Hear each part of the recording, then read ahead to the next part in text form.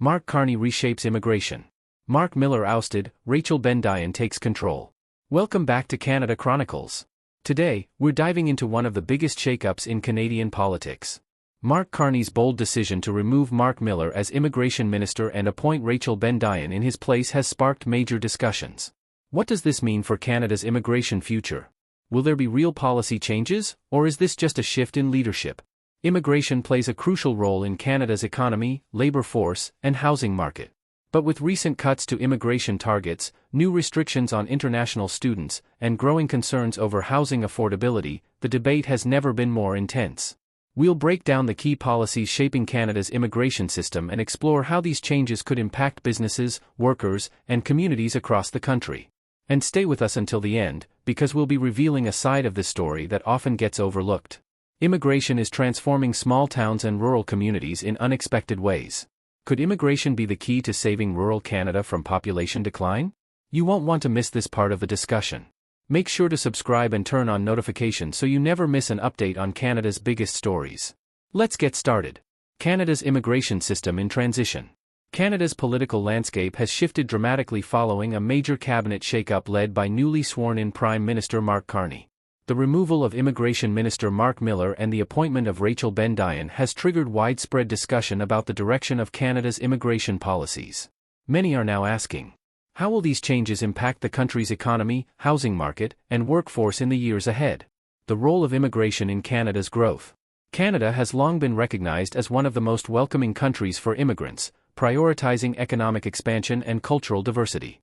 The immigration system has been central to the country's development, ensuring population growth in a vast land with a relatively small number of citizens. Over the years, policies have evolved to align with changing economic and social conditions, yet immigration remains a deeply debated issue. While many Canadians support strong immigration levels to sustain the labor force, others believe rapid population growth has contributed to a worsening housing crisis and increased pressure on public services. Marc Miller's policies. Ambitious but controversial. When Marc Miller was appointed Minister of Immigration, Refugees, and Citizenship in 2023, he inherited an immigration system at a crossroads. His policies attempted to balance economic needs with growing public concerns. One of his most controversial moves was a reduction in immigration targets. In late 2024, his government announced a planned decrease in permanent resident admissions, setting a new target of 395,000 newcomers in 2025, a significant drop from the 485,000 previously projected. This decision was intended to ease pressure on Canada's housing market and infrastructure, but it sparked criticism from business leaders and industry groups who argued that Canada needs more workers to sustain economic momentum. Another major policy under Miller's tenure was the introduction of a cap on international student permits. This policy, implemented in early 2024, aimed to address growing concerns that too many students were entering Canada, contributing to skyrocketing rents and an overburdened housing supply. Educational institutions that depend on international student tuition strongly opposed this move, warning that it could damage Canada's global reputation as a top destination for higher education. The measure also complicated pathways to permanent residency for many students, leaving them uncertain about their future in the country. Miller also led changes to the temporary foreign worker program, tightening eligibility criteria to ensure that employers prioritized Canadian workers. This policy was intended to prevent exploitation and improve job opportunities for domestic workers, but it placed additional burdens on industries that rely heavily on temporary labor. Agriculture, hospitality, construction, and manufacturing sectors voiced concerns that they would struggle to find workers, potentially leading to increased costs and supply chain disruptions. Despite Miller's efforts to enforce stricter policies, critics argue that his approach did not fully consider the long-term economic impact of limiting immigration. Canada has long relied on newcomers to sustain economic growth and fill essential roles in high-demand industries. By restricting the number of immigrants and tightening regulations, there are concerns that these measures could slow productivity and make it harder for businesses to expand, particularly in industries that have historically depended on skilled foreign workers. With an aging workforce and increasing global competition for talent, some experts believe these policies could place Canada at a disadvantage in attracting top-tier professionals, further exacerbating labor shortages in critical sectors. The growing backlash against Miller's policies. Despite these sweeping changes, Marc Miller faced increasing scrutiny for the way his policies were rolled out. Immigration lawyers, student groups, and business leaders criticized his approach as abrupt and poorly communicated. The perception that Canada was becoming less welcoming for newcomers grew, leading to concerns about the country's long-term economic trajectory. Ultimately, Miller's tenure was marked by tension, and when Mark Carney stepped into office as the new Prime Minister in March 2025, he wasted no time in making a change. Rachel Bendayan's appointment. A fresh start? Rachel Bendayan, the new Minister of Immigration, brings a different background and leadership style to the role. Previously serving as Minister of Official Languages and Associate Minister of Public Safety, she has experience in both legislative affairs and national security. Her appointment signals a potential shift in tone and direction for Canada's immigration system. While she has not yet announced specific policy changes, early indications suggest that she may focus on refining rather than drastically altering the policies set by her predecessor. Bendayan has built a reputation as a pragmatic and policy-driven leader. With a legal background and a history of advocating for minority rights, she is expected to take a more measured approach to immigration policy. Her past role in official languages suggests she may place an emphasis on supporting French-speaking immigrants, a key priority for Quebec, which has raised concerns about linguistic and cultural integration. There is also speculation that she may introduce reforms to international student policies, addressing concerns from educational institutions while still managing the impact of student migration on housing markets. Divided public sentiment on immigration. Public sentiment on immigration remains deeply divided.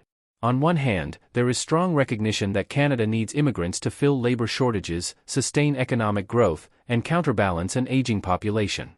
On the other, there is mounting pressure from Canadians who feel that high immigration levels have contributed to rising housing prices, stretched healthcare resources, and infrastructure challenges.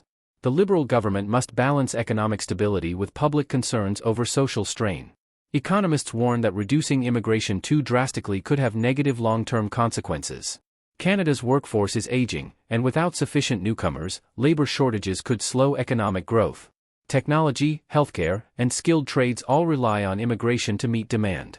At the same time, economists acknowledge that immigration must be managed carefully to ensure that housing and public services can keep up with population increases.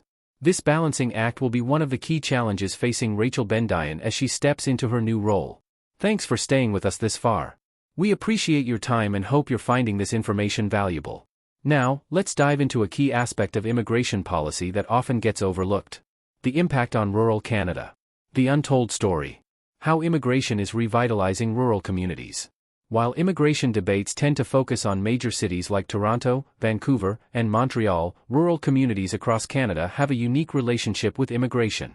Many small towns and remote regions face population decline, with younger generations moving to urban centers for better job opportunities.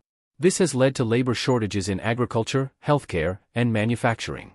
In response to these challenges, Canada has introduced several rural-focused immigration programs, including the Rural and Northern Immigration Pilot and the Atlantic Immigration Program. These initiatives attract immigrants to smaller communities where labor demand is high. However, with recent changes in immigration targets, there are concerns that fewer newcomers may be willing to settle in rural areas. If immigration levels are reduced too aggressively, it could worsen existing population declines, leaving businesses struggling to find workers and local economies at risk of stagnation. Some experts believe that by refining immigration strategies and offering better incentives, rural Canada could become an even more attractive destination for newcomers. Policies that provide additional support for housing, community integration, and employment in rural areas could help address labor shortages while ensuring that population growth is more evenly distributed across the country. Canada's immigration system is at a turning point. With Mark Carney now leading the country and Rachel Bendayan stepping in as the new immigration minister, the future of Canada's immigration policies remains uncertain. The next few months will be crucial in shaping the nation's long-term approach. If you found this video helpful, don't forget to like, subscribe, and turn on notifications so you never miss an update.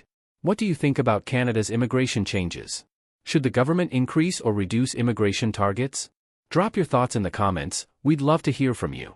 Thanks for watching Canada Chronicles, and we'll see you in the next video.